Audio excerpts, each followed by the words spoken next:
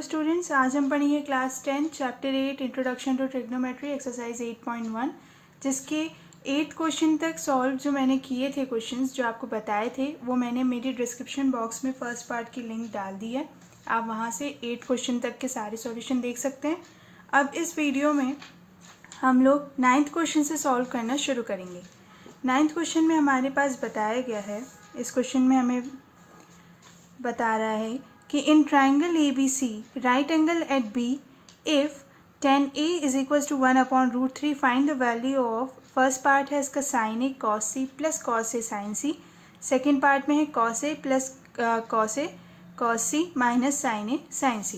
तो हम 9th question solve करना शुरू करें। तो 9th क्वेश्चन में जैसा कि हमें यहाँ पे बताया है कि ट्राइंगल ए बी सी एक राइट एंगल ट्राइंगल है, तो हम यहाँ पे एक सबसे पहले राइट एंगल ट्राइंगल ड्रॉ कर लेते हैं। Okay, right angle triangle draw करने में इनने इस क्वेश्चन में बताया है कि राइट एंगल ट्राइंगल जो है कहाँ पे है, बी पे। तो वो बी पे हमने राइट एंगल ट्राइंगल ड्रॉ कर दिया और tan ए की वैल्यू 1/√3 बताई है। तो हमने यहाँ से सी ट्राइंगल की नेमिंग कर दी और tan ए की वैल्यू हमें गिवन है, tan ए की वैल्यू है 1/√3। तो 1/√3 यानी tan A, जब हम यहाँ से tan A की वैल्यू निकालेंगे, जैसा कि मैंने आपको पहले पार्ट्स में बताया था कि tan A की वैल्यू कैसे निकलती है, perpendicular side upon adjacent side या P/B। तो P/B से 1 तो हमें पता चल गया कि 1 किस साइड की वैल्यू है, परपेंडिकुलर साइड की, √3 बेस या एडजेसेंट साइड, तो ये √3 हो गया। ये साइड हमारे पास है नहीं, तो हम यहाँ पाइथागोरस थ्योरम लगाएंगे। पाइथागोरस थ्योरम लगा के h² is equals to p² plus b²। Okay, h² यानी ac² is equals to p² यानी 1 का स्क्वायर परपेंडिकुलर, बेस का स्क्वायर, √3 का स्क्वायर। ओके, तो ये हो जाएगा 1 + 3, रूट से रूट कैंसिल आउट हो जाता है जब हम मल्टीप्लाई करते हैं। तो ये 4 ac², जैसा कि सबको पता है कि 4 किसका स्क्वायर रूट होता है, 2 का। तो ac की वैल्यू कितनी आ जाएगी, 2। तो हमारी परपेंडिकुलर साइड कितनी निकल गई, 2। अब इसकी फर्स्ट पार्ट में क्वेश्चन में हमें सॉल्व करने का बोला है कि sin A cos C plus cos A sin C। Okay, तो यहाँ पे हमें वैल्यू किस किस की फाइंड आउट करनी है, sin A cos C यानी यहाँ के एंगल से भी cos की वैल्यू फाइंड आउट करनी है, cos A फाइंड आउट करना है, फिर sin C फाइंड आउट करना है। तो हम चारों को अलग अलग पहले फाइंड आउट कर लेते हैं, उसके बाद हम इस इक्वेशन में रख के इसका आंसर निकालेंगे। सबसे पहले sin A की वैल्यू फाइंड आउट कर लेते हैं। sin A means perpendicular upon hypotenuse या P/H। तो परपेंडिकुलर साइड है 1 और h कितना है, 2। ओके, सेकेंड निकालेंगे cos C की वैल्यू। जैसा कि मैंने प्रीवियस पार्ट में आपको बताया था कि जब हमें यहाँ इस साइड के एंगल निकालना होता है तो हम इस कॉपी को अपना मूव कर लेते हैं। इस कॉपी को मूव करते से आपको क्लियरली यहाँ पे देखने लग जाएगा कि इस एंगल के लिए ये परपेंडिकुलर, ये हाइपोटेनस और ये बेस है। तो यहाँ cos C फाइंड आउट करना है। तो cos C का फॉर्मूला होता है एडजेसेंट साइड अपॉन हाइपोटेनस या B/H। तो B/H के लिए एडजेसेंट साइड और बेस क्या है, 1, हाइपोटेनस क्या है, 2। तो हम यहाँ पे लिख सकते हैं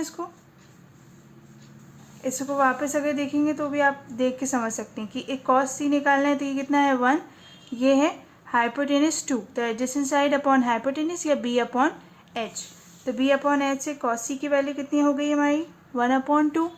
ओके, तो 1/2 हमारी cos C की वैल्यू आ गई। अब हमें सेकेंड फाइंड आउट करना है cos A यानी एंगल का cos एंगल। तो एंगल A का cos एंगल कैसे होगा, cos A का formula adjacent side upon hypotenuse या B/H।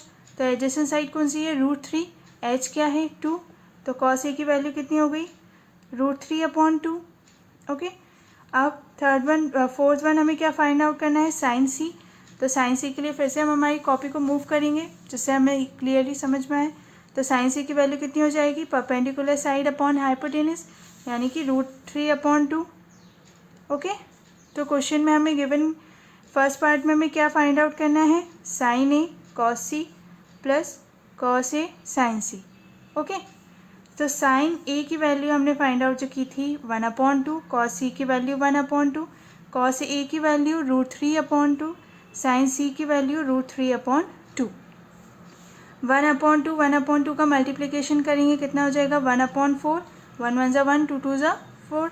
√3 का मल्टीप्लिकेशन जब हम करेंगे तो √3 से √3 का अगर मल्टीप्लिकेशन करेंगे तो रूट कैंसिल आउट, तो सिर्फ 3, और नीचे अपॉन में 2 है तो 2 का मल्टीप्लिकेशन करेंगे तो 4, तो ये ऊपर अब बेस सेम है तो हम लिख सकते हैं सीधे 4, और 1 + 3, तो 1 + 3 लिखेंगे तो आंसर कितना होगा 4/4 विच इज़ इक्वल्स टू 1। तो ये आ गया हमारा आंसर फर्स्ट पार्ट का। ओके, सेकेंड पार्ट में इसने हमें वैल्यू कौन सी किसकी निकालने को बोली है, cos A cos C minus sin A sin C। Okay, इसकी वैल्यू फाइंड आउट करने को बोली है। तो इसकी वैल्यू निकालने के लिए जैसा कि यहाँ पे cos A cos C sin A sin C है, तो हम पहले ही ऊपर फाइंड आउट कर चुके हैं sin A cos C cos A sin C।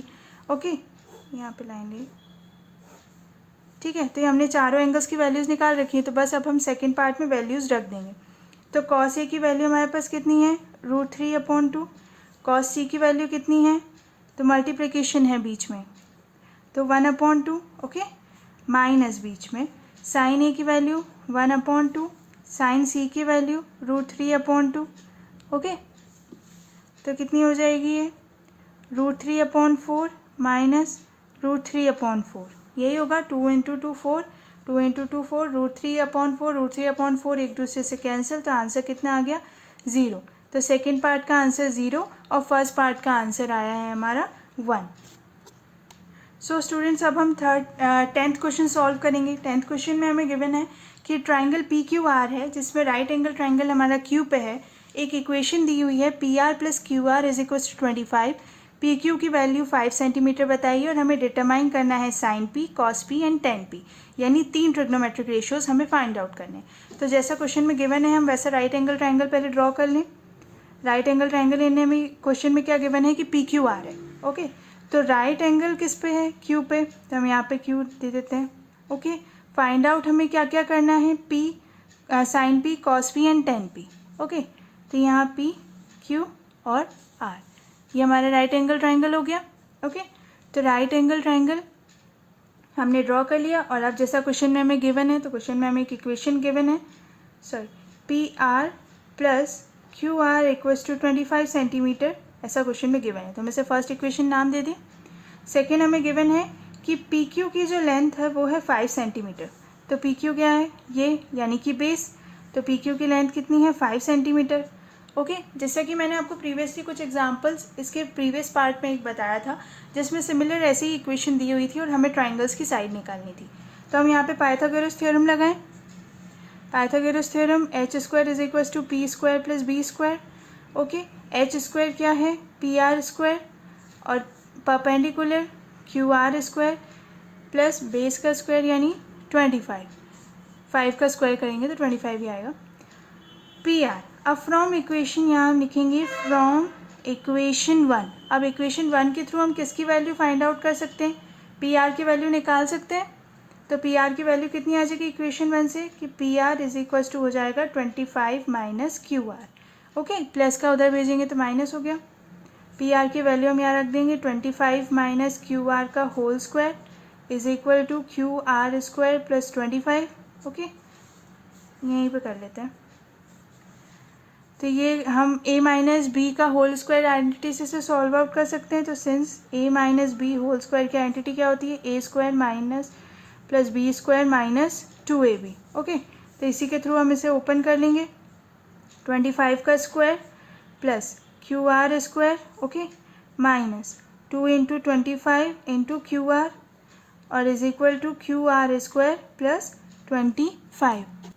So students, हमारा 25 का स्क्वायर कितना होता है 625 plus QR², okay, minus 2 × 25 which is equal to 50, QR multiplication में है और QR² + 25। Okay, 625 as it is रहने देंगे, 625 plus QR² minus 50 QR minus QR² LHS का RHS का जो QR² था हम उसे LHS में ले आए और यहाँ पे सिर्फ 25 रहने दिया।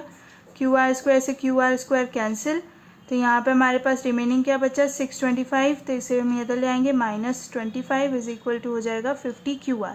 बिकॉज ये माइनस में था तो हमने उसे उधर शिफ्ट कर दिया, तो यहाँ पे 50 QR आ गई वैल्यू। अब 50 QR वैल्यू आने के बाद 625 माइनस 25 कितना हो जाएगा 600 is equal to 50 Q R. Okay, तो Q R is equal to 600 upon 50. 0 से 0 कैंसिल, 5. आंसर कितना आ गया 12, क्योंकि 0 से 0 कैंसिल हो गया तो हमारी क्यू आर की वैल्यू कितनी आ गई 12 सेंटीमीटर. तो हम यहाँ क्यू आर की जगह पे लिख सकते हैं 12 सेंटीमीटर, क्योंकि हमने इसे फाइंड आउट कर लिया. अब फ्रॉम इक्वेशन, जो हमारी इक्वेशन थी first, P R plus Q R, okay, is equal to 25. तो हम यहाँ पे हमें क्यू आर की वैल्यू मिल गई, तो हम पी आर की वैल्यू निकाल लेते हैं. तो P R is equal to 25 minus 12 हो जाएगा, बिकॉज क्योंकि क्यू आर जब प्लस में है तो इधर भेजेंगे तो माइनस में हो जाएगा. तो पी आर की वैल्यू कितनी आ जाएगी 13 सेंटीमीटर.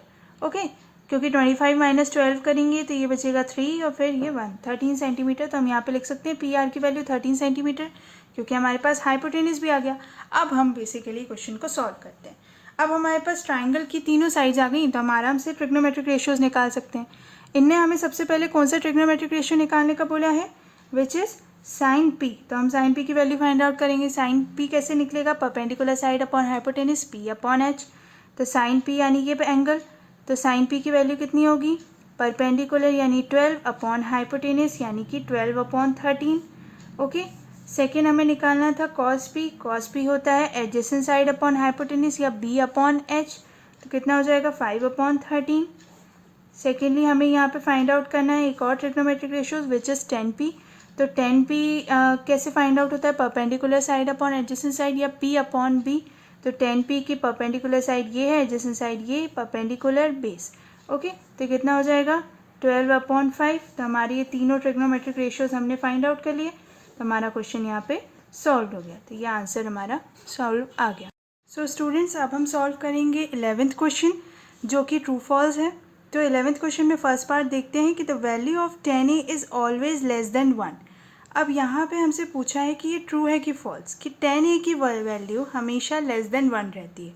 अब इस क्वेश्चन को सॉल्व करने के लिए हम सबसे पहले ये देखें कि 10a निकालने के लिए फॉर्मूला क्या होता है. 10a निकालने के लिए फॉर्मूला होता है p अपॉन b, या अपोजिट साइड या perpendicular side upon adjacent side. Okay, तो हमें ये हमेशा पता होना चाहिए कि एडजेसेंट साइड से परपेंडिकुलर साइड हमेशा बड़ी होती है. ओके, तो P is always greater than base. क्यों, क्योंकि आप खुद ही देखिए कि जब आप राइट एंगल ट्राइंगल बनाते हैं तो राइट एंगल ट्राइंगल में आपका जो परपेंडिकुलर है वो इससे हमेशा ग्रेटर होगा. ओके, यानी बेस हमारा छोटा होगा कंपैरिजन टू परपेंडिकुलर. ओके, तो बेस से हमारा परपेंडिकुलर हमेशा बड़ा ही होगा. इसकी वजह से तो परपेंडिकुलर अगर हमारा बड़ा होगा तो हमारी वैल्यू हमेशा ग्रेटर देन 1 आएगी. तो ग्रेटर देन 1 आएगी तो फर्स्ट का आंसर क्या हुआ हमारा, फॉल्स. ओके, समझ में आया क्यों हुआ फॉल्स. अब सेकेंड में हमें बोला है कि सेके जो है वो 12 अपॉन 5, ठीक है, for some value of angle A. तो for some value of angle A, तो हर एंगल यानी कुछ वैल्यूज़ जो हैं एंगल की, सेके की 12 अपॉन 5 है. ठीक है, तो क्यों नहीं हो सकती, ये हमारा ट्रू है क्योंकि ये हो सकता है, क्योंकि हमारे सेक की वैल्यू तो कैसे निकलती है एच अपॉन ए, या hypotenuse side upon adjacent side, sorry B, ये शॉर्ट फॉर्म में एच अपॉन बी. ओके, तो एच अपॉन बी हमारी वैल्यू आती है सेक की. तो इसकी वजह से हमारा सेकेंड आंसर ट्रू है, क्योंकि सेक की वैल्यू हो सकती है किसी भी एंगल के लिए. कोई भी एंगल की वैल्यू हमें पता थोड़ी ना है कि एंगल को आसपास की वैल्यू क्या है या क्या राइट एंगल ट्रायंगल में वैल्यूज़ दी हुई हैं. अब इसका थर्ड क्वेश्चन देखते हैं. थर्ड क्वेश्चन में क्वेश्चन में बोला गया है कि cos A is the abbreviation used for the cosecant of angle ए. अब हमें ये पता होना चाहिए कि आपने देखा होगा कि मैंने फर्स्ट पार्ट में आपको बताया था कि कॉस जो है वो कोसाइन है. एक्चुअल में हम उसे शॉर्ट फॉर्म में कॉस बोलते हैं.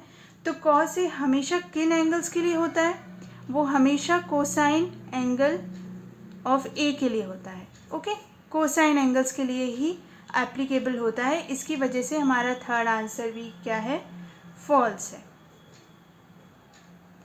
Okay, first false, second true and third false. अब फोर्थ क्वेश्चन, फोर्थ पार्ट पे 11th की फोर्थ पार्ट में हमें बोला गया है कि cot A is the product of cot and A. तो कॉट ए क्या प्रोडक्ट होता है, ये तो हमें पता ही होना चाहिए। कॉट ए क्या होता है? कॉट ए एक एंगल का नाम है। जैसे कि हमें यहाँ पे पी निकालना है, तो इसकी कॉट एंगल की वैल्यू अगर हमें फाइंड आउट करनी है तो हम इसे बोलेंगे कॉट पी।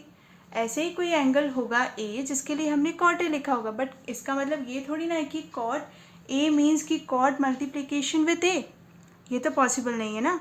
तो ये नहीं है, इसका मतलब ये हमारा आंसर फोर्थ फॉल्स है। ठीक है, अब फिफ्थ क्वेश्चन पे, fifth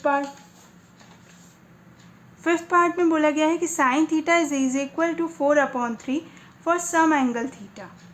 okay, for some angle, तो यहाँ पे साइन थीटा जो है वो है 4/3। अब इसे आप देखिए कि ये आंसर भी हमारा फिफ्थ फॉल्स है। अब इसका कारण देखते हैं। फॉल्स क्यों है? क्योंकि साइन थीटा का रेशियो क्या होता है? परपेंडिकुलर साइड अपॉन हाइपोटेनस, और किसी भी राइट एंगल ट्राइंगल में हाइपोटेनस हमेशा बाकी अदर देन 2 साइड से बड़ा ही होता है। तो यहाँ पे अगर आप रेशियो को ध्यान से देखेंगे तो रेशियो है हमारा 4/3। अगर ये 3/4 होता तो हमारा फिफ्थ पार्ट ट्रू होता, बट ये 4/3 है, तो हमारा हाइपोटेनस हमेशा बड़ा होता है परपेंडिकुलर साइड से। ओके, तो यहाँ पे हमारा ये ट्रू हुआ, ये सॉरी फॉल्स, क्योंकि हमारे डिनोमिनेटर में जो वैल्यू हमें दे रखी है वो 3 है, और 3 हमारी हाइपोटेनस की वैल्यू ये बता रहा है क्वेश्चन में, बट हमारा हाइपोटेनस राइट एंगल ट्राइंगल में हमेशा बड़ा होता है। इसकी वजह से ये जो हमारा फिफ्थ पार्ट है वो फॉल्स है। सो स्टूडेंट्स, आज के लेक्चर में हम लोगों ने एक्सरसाइज 8.1 कंप्लीट कर ली। इसके सारे 11 क्वेश्चंस हम लोगों ने सॉल्व कर लिए और सबके आंसर्स भी हमने फाइंड आउट कर लिए। अब इसके आगे के बेसिक कॉन्सेप्ट्स और इसके आगे की एंगल्स और वो जो टेबल है ट्रिग्नोमेट्री की, उसके शॉर्ट ट्रिक्स याद करने के लिए ये सब की वीडियोस मैं अपलोड करूँगी। इसके लिए मेरे चैनल को सब्सक्राइब करें और बेल आइकन प्रेस करें, जिससे जब मैं वीडियोस अपलोड करूँ तो आपको उसका नोटिफिकेशन शो हो। Thank you students.